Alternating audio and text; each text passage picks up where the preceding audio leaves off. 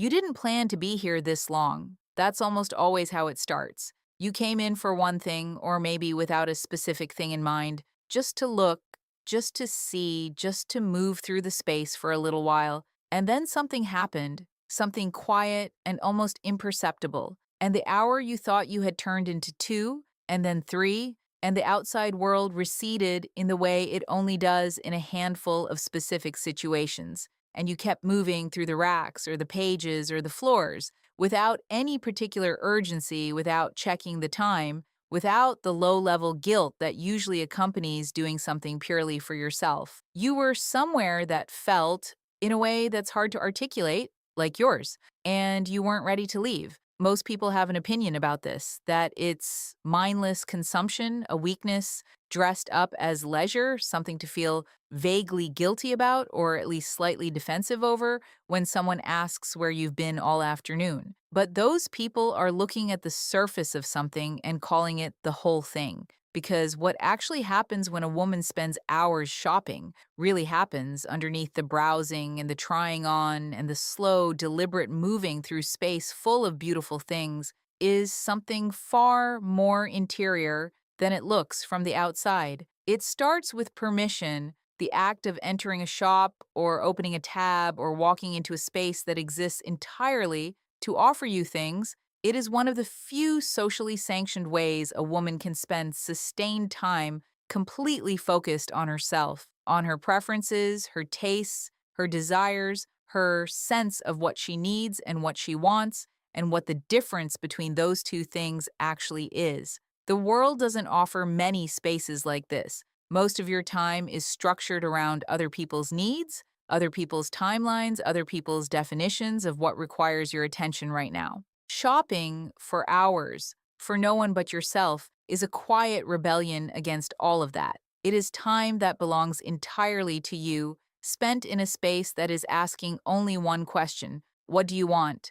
And waiting without judgment for the answer. There is also the particular quality of attention that shopping demands, which is different from almost every other kind of attention you give during a day. It is not the anxious, reactive attention of managing problems. It is not the disciplined, effortful attention of working through something difficult. It is soft attention, exploratory, unhurried, following interest rather than obligation. You look at something because it caught your eye, not because it needs to be looked at. You pick something up because you're curious, not because anything depends on the outcome. This quality of relaxed, self-directed attention is genuinely rare in adult life, and the body recognizes it as rest, even when the activity looks nothing like resting. The hours pass differently when your attention is following its own logic. Time moves the way it moves when you're doing something that genuinely absorbs you,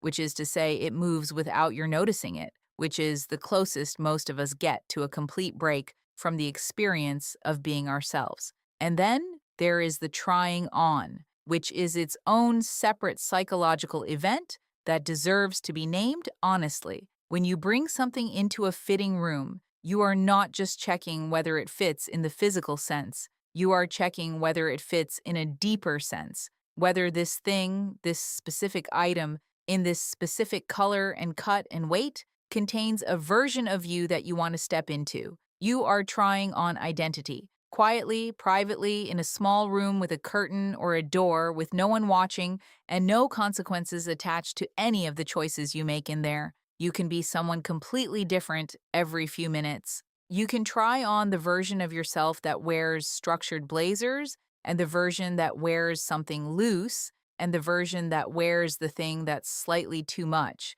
And look at her in the mirror and decide, without pressure, whether she's someone you want to be or just someone you were curious about. This freedom to try and to discard and to try again without judgment is something the fitting room offers that almost nowhere else does. The browsing itself, even without buying, produces something real. There is a specific pleasure in the movement through possibility, in the awareness that something good might be just around the next corner, just on the next page, just one more rack further in. This is not the desperate searching of someone who needs to find something. It is the particular pleasure of someone who is exploring, a space full of potential, and allowing herself to be surprised by what she responds to. You learn things about yourself when you shop for hours. You discover that you're drawn to a color you've never worn before, that something you'd have dismissed on a screen is entirely different when you hold it,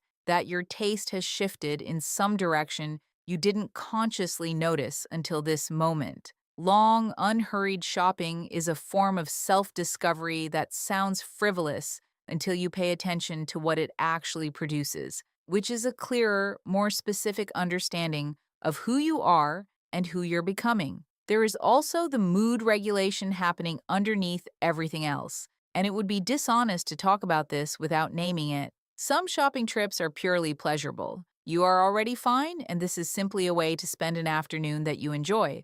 But some shopping trips are doing different work. You arrived here carrying something, a week that ground you down, a feeling you couldn't name, a low-grade restlessness that, sitting still, was only making worse.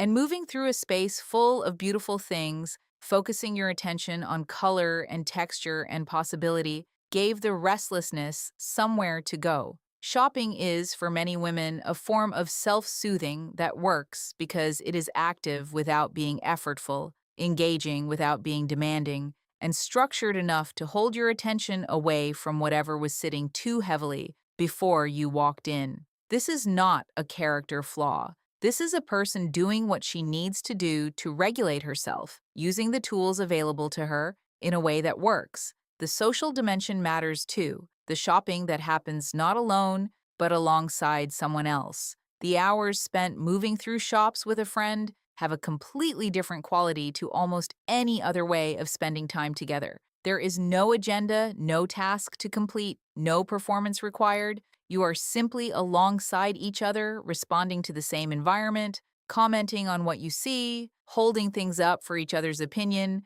occasionally disappearing into separate sections and finding each other again. This kind of time together produces intimacy without the weight of direct conversation. You learn things about your friend through what she's drawn to, what she holds and puts back, what she tries on just for fun, what she'd never admit wanting in any other context. And she learns the same things about you. It is, in its own quiet way, one of the more honest ways of being with another person that ordinary life provides. The purchase at the end, when if there is one, carries its own psychological weight. But it is important to understand that the purchase is not the point. The hours were the point. The browsing and the trying and the permission and the attention and the slow moving through possibility. That was what you actually came for. The thing you bring home is the souvenir of an experience, not the experience itself. This is why returning something the next day doesn't always feel like failure.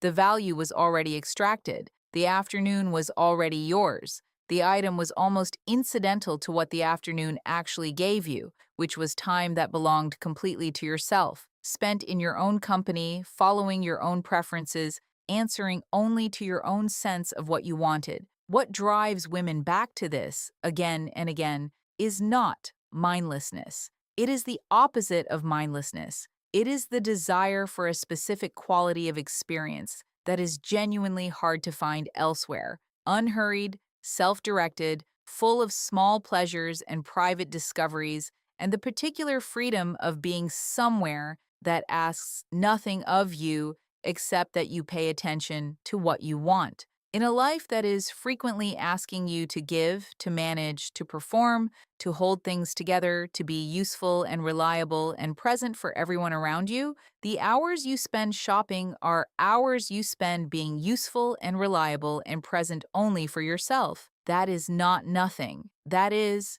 for many women, one of the only ways the week gets survivable. And that is why you're never really ready to leave.